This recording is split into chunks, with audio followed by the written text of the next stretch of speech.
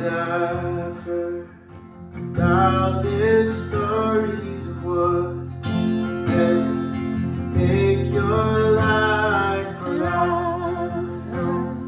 A tender whisper of love in the dead of night, and you tell me that you're pleased and I'm never alone. You're a good, good Father. It's who you are. It's who you are. It's who you are. And I'm loved by you. It's who I am. It's who I am. It's who I am. And I've seen many searching for answers far and wide, but I know they're all searching for answers. Only you provide, 'cause you know just what we need for. When we say a word, you're a good, good Father. It's who you are. It's who you are. It's who you are. And I'm loved by you. It's who I am. It's who I am. It's who I am. You're a good, good Father. It's who you are. It's who you are. It's who you are. And I'm loved by you. It's who I am. It's who I am. It's who I am. And you're perfect in all of your ways. You are perfect in all of your ways. You are perfect in all of your ways. You are perfect. And you're perfect in all of your ways. You are perfect in all of your ways. You are perfect in all of your ways. You are. Sing you're perfect. And you're perfect in all of your ways. You are perfect in all of your ways. You are perfect in all of your ways. To us, you're a good, good Father. It's who you are. It's who you are. It's who you are. And I'm loved by you. It's who I am. It's who I am. It's who I am. You're a good, good Father. Who you are. It's who you are. It's who you are. And I'm loved by you. It's who I am. It's who I am. It's who I am.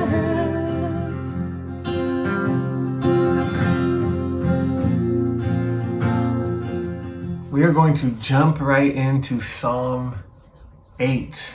I just want to say one more time, Happy Father's Day for the fathers who are tuning in on this Sunday or who possibly follow up later in the week. The role of a father and the love of a father has the power to provide people with a solid ground to walk on for the rest of their life. Which is no surprise of why the scriptures use the imagery and the metaphor of God as Father so frequently, because a father's grounding love can do so much for a kid. For those of you who are fathers, man, just keep going and trusting and knowing the value of the love and the presence that you have in your kids' lives. And we're so grateful for you, and we're here with you and for you along the way.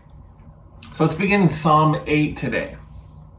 Psalm 8, 1 through 3, this amazing, powerful sort of cosmic existential reflection of the psalmist as they look out at the earth and creation and the universe and the heavens, and they have this profound realization.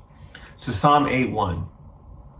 Lord, our Lord, how majestic is your name in all the earth.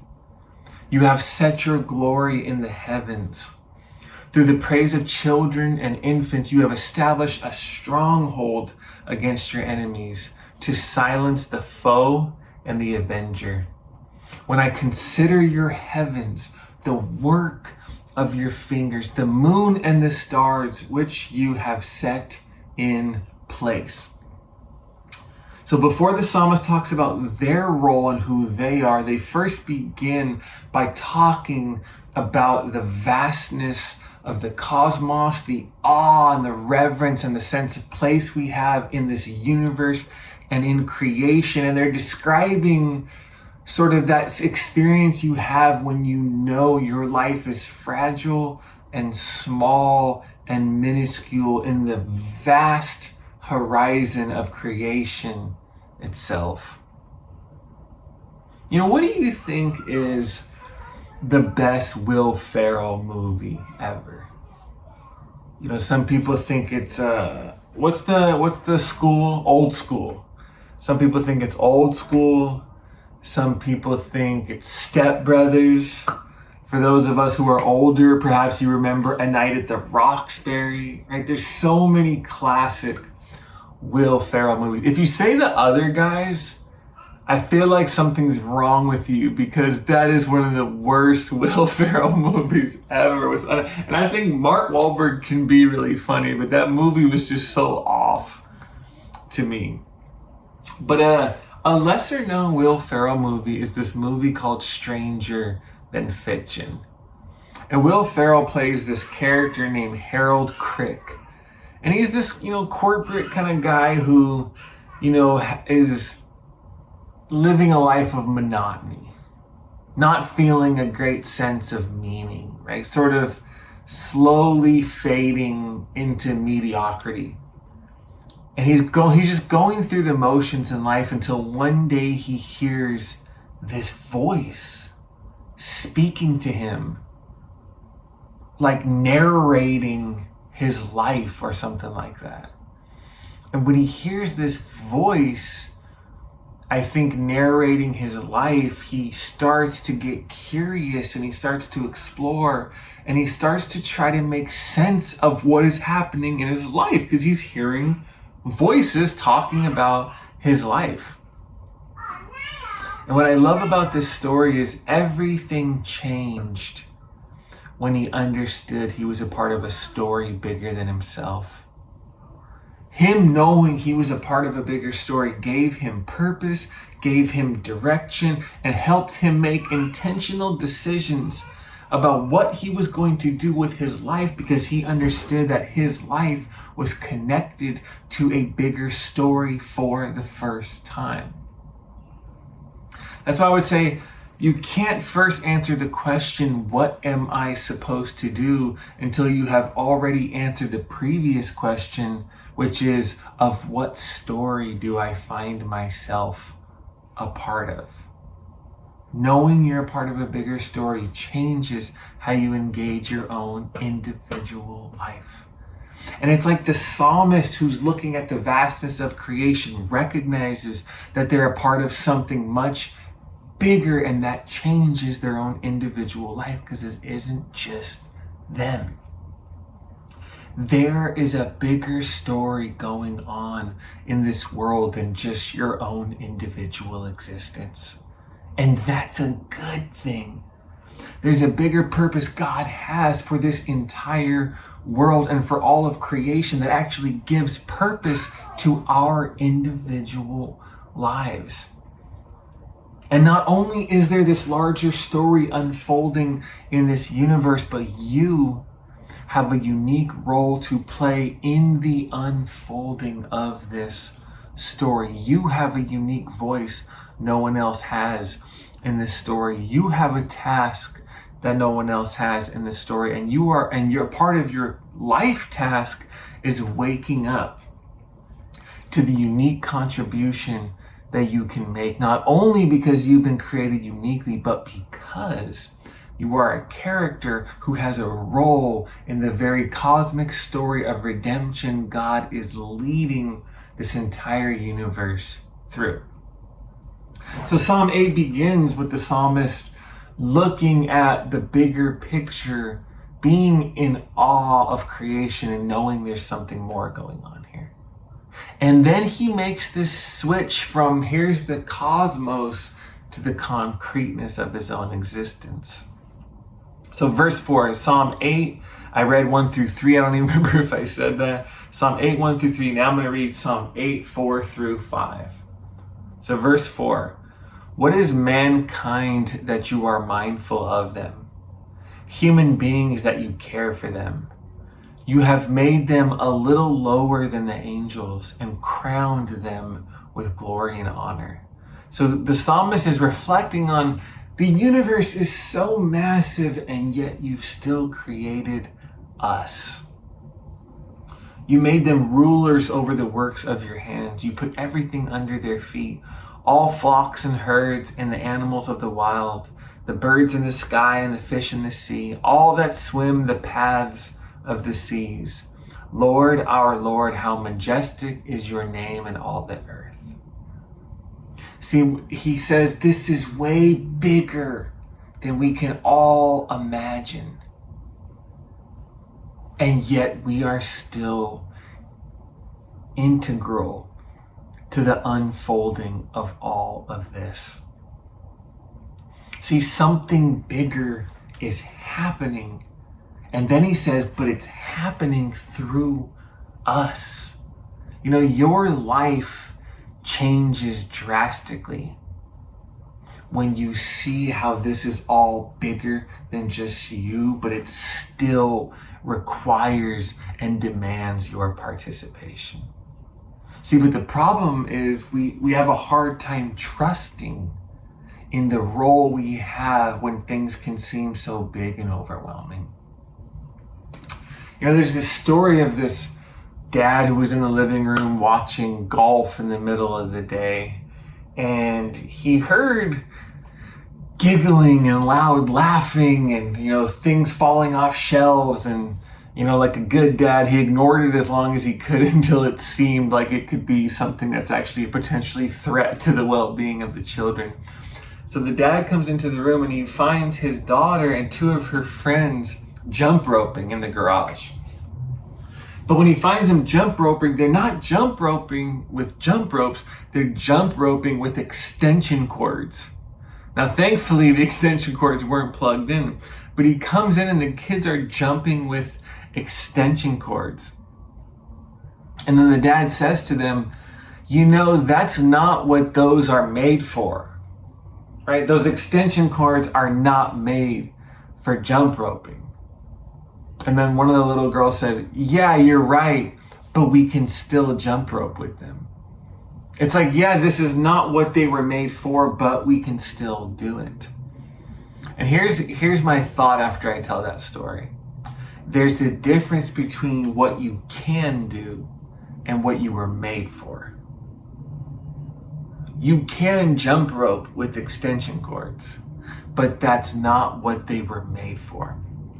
So you can use an extension cord to jump rope and it could work, but that was not the intention behind it.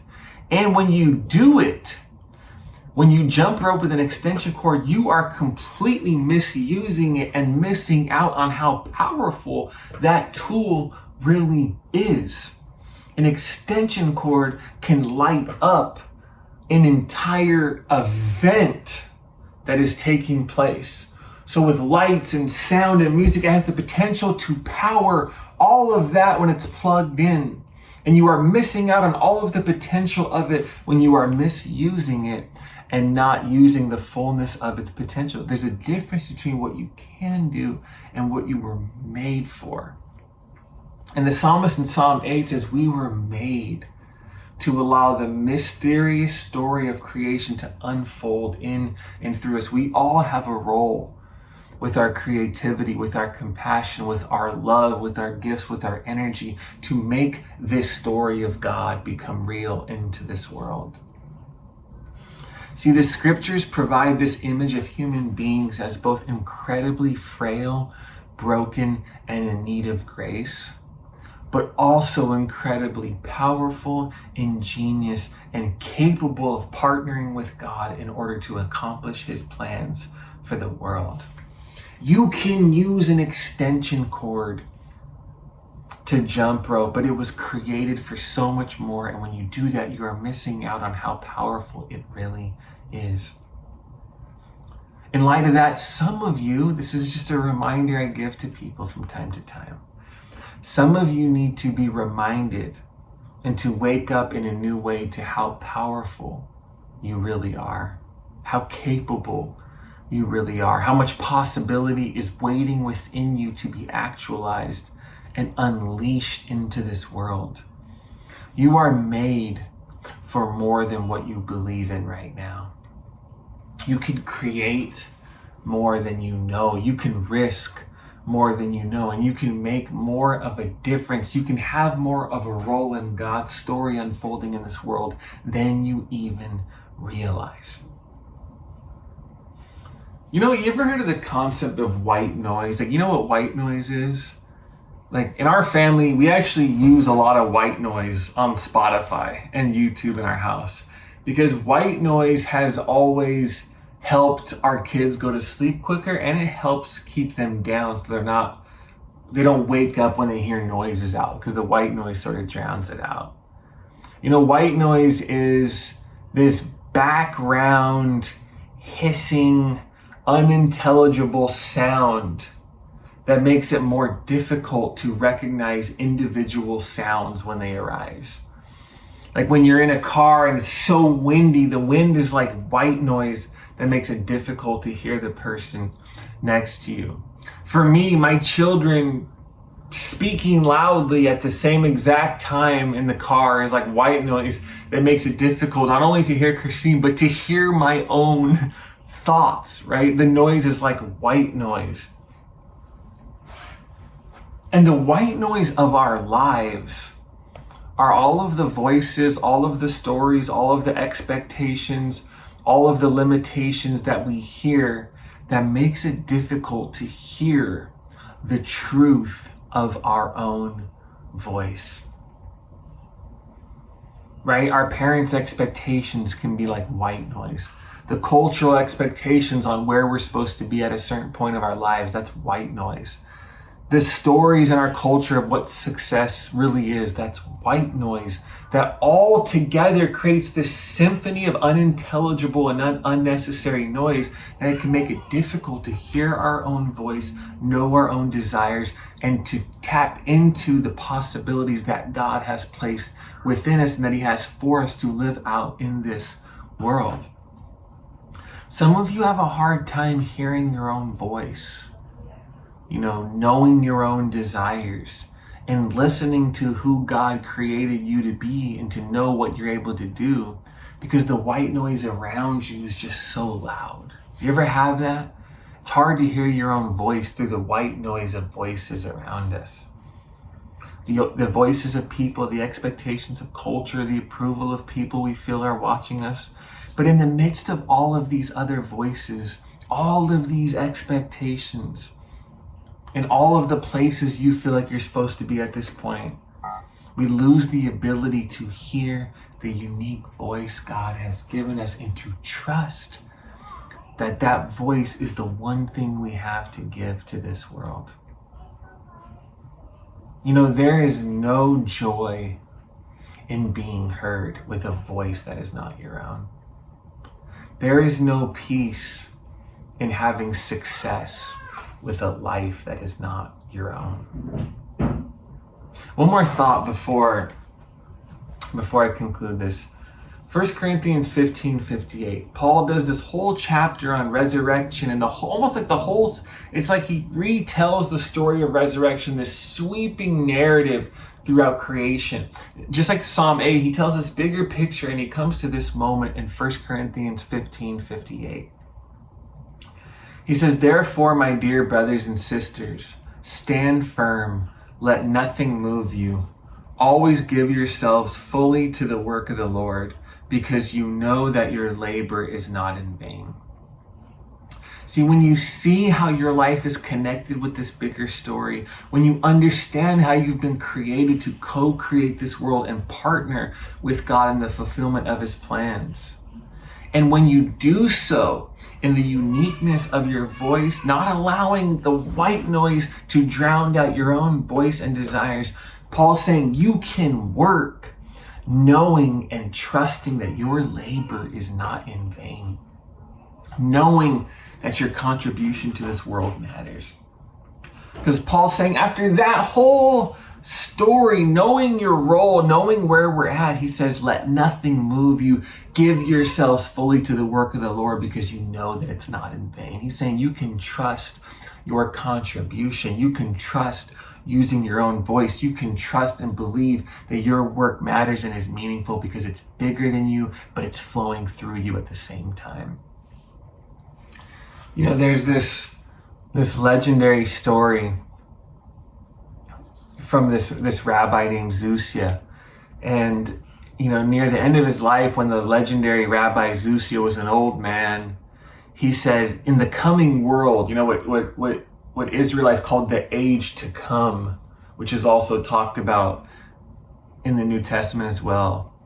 Rabbi Zusia said, in the coming world, they will not ask me, why were you not more like Moses? Which, by the way, Moses was like, before Jesus, Moses was the ultimate person to look at, right? So he says, in the coming world, they won't ask me, why were you not more like Moses? They will ask me, why were you not more like Zusia? It isn't, why didn't you do all of those other things other people were doing? The real question is, why didn't you have the freedom to trust in the uniqueness of your own voice and contribution that only you can make? See, without the courage to own our own voice, it's too easy to conform to the expectations of the culture. See, this is about us giving. This is a reminder about our place in this world. This is a reminder about the power of your own voice. This is a reminder about the contribution that only you can make. It's about us giving our lives to the world just as passionately as Jesus, just as freely as Jesus. It's about saying no to any aspect of life that is less than what God desires, and having the courage to live as if another world is possible, and knowing that we are the ones who have been called to create it. See, we're not just here to go through the motions, to uphold the status quo, and to just be okay. We have been created to partner with the Spirit of God to help make this world more of like the way He intended it. So let's wake up again to how powerful we really are, what a place we have in this universe and the role we have to help this world become more like the way God intended it.